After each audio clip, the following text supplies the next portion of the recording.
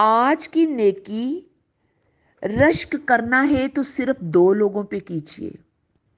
کوئی مال والا نہیں ہے، وہ کوئی حسن والا نہیں ہے، نہ وہ ڈگریوں والا ہے بھائی. ہاں، نہ اس کے پاس بہت بڑی گاڑی ہے. یہ رشک کے قابل نہیں ہے. رشک کے قابل کون ہے؟ رسول اللہ صلی اللہ علیہ وآلہ وسلم کی زبان اطہر سے سنیے. آپ نے فرمایا رشک کرنا ہے تو 2 لوگوں پہ کرو. ایک نمبر ایک جسے اللہ نے قرآن کا علم دیا اور وہ رات کی گھڑیوں میں قرآن کی تلاوت کرتا ہے، اور دوسرا اللہ نے جسے مال دیا وہ دن رات اللہ کے رستے میں خرچ کرتا ہے. ہاں، قرآن سیکھنے والے کی بڑی فضیلت ہے. رسول اللہ صلی اللہ علیہ وآلہ وسلم نے فرمایا خیرکم من تعلم القرآن وعلمہ. روئے زمین میں سب سے زیادہ اللہ کے پسندیدہ لوگ قرآن سیکھنے اور سکھانے والے ہیں. اسی لیے قرآن مجید سیکھنے کی وجہ سے بندے اللہ کو اتنے محبوب ہو جاتے ہیں کہ ساری دنیا معلوم ہے، اس کی ساری چیزیں معلوم ہے سوائے قرآن سیکھنے اور سکھانے والے کے. اسی لیے قرآن مجید خود بھی سیکھیے، اپنے اولاد کو بھی سکھا لیجئے، بڑی فضیلت ہے. قرآن مجید ایک شخص کے پاس آئے گا، کہے گا جانتے ہو میں کون ہوں؟ وہ کہے گا تم کون ہو؟ وہ کہے گا میں تیرا قرآن ہوں جو کبھی تو رات کو پڑھتا تھا، کبھی تو دن کو پڑھتا تھا. اور قیامت کا دن ہوگا جس دن ماں کام نہیں آئے گی، بچے کام نہیں آئیں گے بھئی، گھر کا مال و دولت، آپ کا زیور کپڑا کام نہیں آئے گا. جس دن صرف قرآن آئے گا. قرآن آئے گا، اپنے پڑھنے والے کی سفارش کرے گا اور قرآن کہے گا اے میرے رب اسے مزین کر دیجئے. اللہ تعالیٰ اسے عزت کے تاج پہنائے گا. تب قرآن کہے گا اے رب اس کو اور مزین کیجئے. اللہ 100 نور کے حلے، عزت کے حلے پہنائے گا. قرآن کہے گا اے رب اس سے راضی ہو جا. اللہ تعالیٰ فرمائیں گے جا میرے بندے میں تجھ سے راضی ہو گیا، جا تو جنت میں چلا جا. اور قاری قرآن کی تو سبحان اللہ کیا ہی شان ہو جائے گی.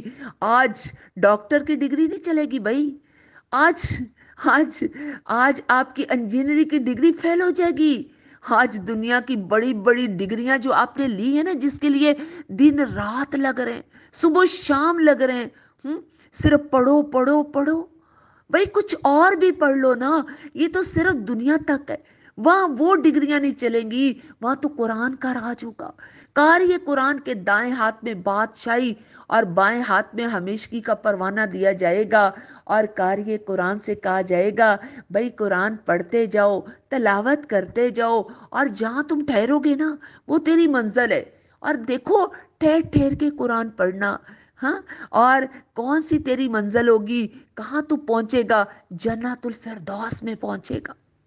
اس لیے قرآن آپ بھی حفظ کرنا شروع کر دیجئے. آپ 30واں پارہ شروع کر دیجئے، اس کی آخری صورتیں شروع کر دیں. کوئی بات نہیں، اگر آپ کو نہیں آتا اٹک اٹک کے پڑھیں گے تو آپ کو تو دوہرا اجر ہے. آپ نے اگر نیت کر لی حفظ کرنے کی، تھوڑا تھوڑا کرتے جائیں، تو اگر موت آ گئی نا تو قیامت کے دن اللہ حافظ قرآن میں سے انشاءاللہ آپ کو اٹھائے گا. آپ اپنے بچوں کو حافظ قرآن بنائیں. میں ایسی خاتون کو جانتی ہوں 60 سال کی عمر میں انہوں نے قرآن حفظ کیا. آپ بھی کر سکتے ہیں. آپ ابھی نیت کر لیجئے میں حافظ قرآن بنوں گی. کتنی بھی میری عمر ہے، کتنی بھی میں مصروف ہوں، میں ایک ایک لفظ یاد کروں گی روز کا، ایک ایک آیت روز کی یاد کروں گی. میں حافظ قرآن بنوں گی انشاءاللہ. میں اپنے بچوں کو حافظ قرآن بناؤں گی.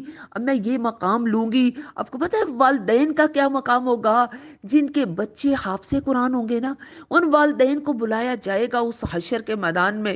ان کے سر پہ نورانی تاج رکھا جائے گا، اور ایسا تاج جس کا ایک ادنا سا موتی پوری دنیا کے ہیرے جواہرات سے زیادہ قیمتی ہوگا. اور لوگ حیران ہوں گے بھائی یہ کون ہے؟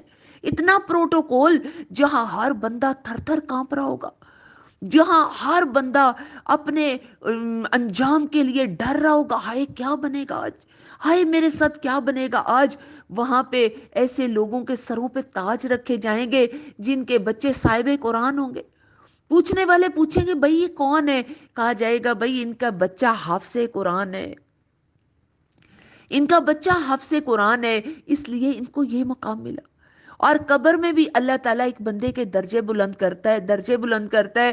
بندہ پوچھتا ہے یا رب میرے یہ درجے کیوں بلند کیے جا رہے ہیں؟ تو اللہ تعالیٰ فرشتوں کے ذریعے اس بندے کو بتاتے ہیں کہ جو تیرا بیٹا، تو نے اپنے بچے کو نیک بنایا تھا نا، قرآن پڑھایا تھا، دین سکھایا تھا، وہ جتنی نیکیاں کر رہا ہے، جتنے وہ دین پہ چل رہا ہے، قرآن پڑھ رہا ہے، نماز پڑھ رہا ہے، ان نیکیوں کی وجہ سے تیرے درجے بلند ہو رہے ہیں۔ اس لیے اپنی اولادوں کو نیک بنا لیجئے، خود قرآن سے جڑ جائیے، اور یاد رکھیے اگر قرآن سے نہیں جڑیں گے تو قرآن نہ پڑھنے والے کے اللہ دل کا سکون چھین لیتا ہے۔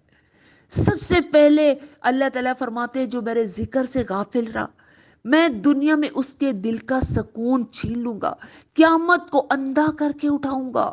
سورۃ طٰہٰ۔ اور قرآن کو چھوڑنے والے پہ اللہ شیطان کو مسلط کر دیتا ہے، ہاں، اور قیامت کے دن اندھا بن کے اٹھایا جائے گا، اور انسان کہے گا یا رب دنیا میں تو میں آنکھوں والا تھا، مجھے نظر آتا تھا، اللہ آج میں اندھا بن کے کیوں اٹھایا گیا؟ اللہ سبحانہ و تعالیٰ فرمائیں گے اے بندے تو دنیا میں قرآن سے اندھا بنا رہا، قرآن سے غافل بنا رہا، تیرے پاس وقت ہی نہیں تھا، تو قرآن سنتا تھا، ادھر سے سنا ادھر سے کان سے نکال دیا، آج دنیا میں تو قرآن سے اندھا بنا رہا، غافل بنا رہا، اسی لیے آج تجھے اندھا کر کے اٹھایا گیا۔ اس ٹائم انسان کہے گا یا اللہ مجھے دنیا میں دوبارہ بھیج، کیا کرنے بھائی؟ گھر سجانے، بچوں کو پالنے، اچھے اچھے کپڑے بنانے، کھانے کھانے، نہ نہ نہ، اس دن نہیں جی اللہ میں تجھے راضی کر کے آؤں گا، اللہ میں تیرا قرآن سیکھ کے آؤں گا، قرآن پڑھ کے آؤں گا۔ اللہ کہیں گے نو نو بھائی، نو سپلی، نو سپلی، آج نہیں چلے گا، آج نہیں چلے گا کچھ بھی، آج تمہیں واپس نہیں بھیجا جائے گا، فرشتے گھسیٹتے ہوئے مارتے ہوئے اسے جہنم میں پھینک دیں گے۔ آج وقت ہے، زندگی ہے، آئیے اپنے وقت میں سے کچھ وقت نکالیے، قرآن سیکھیے، اپنی زندگی کو سنوار لیجئے، سجا لیجئے، رب کی ملاقات سے پہلے ملاقات کی تیاری کر لیجئے۔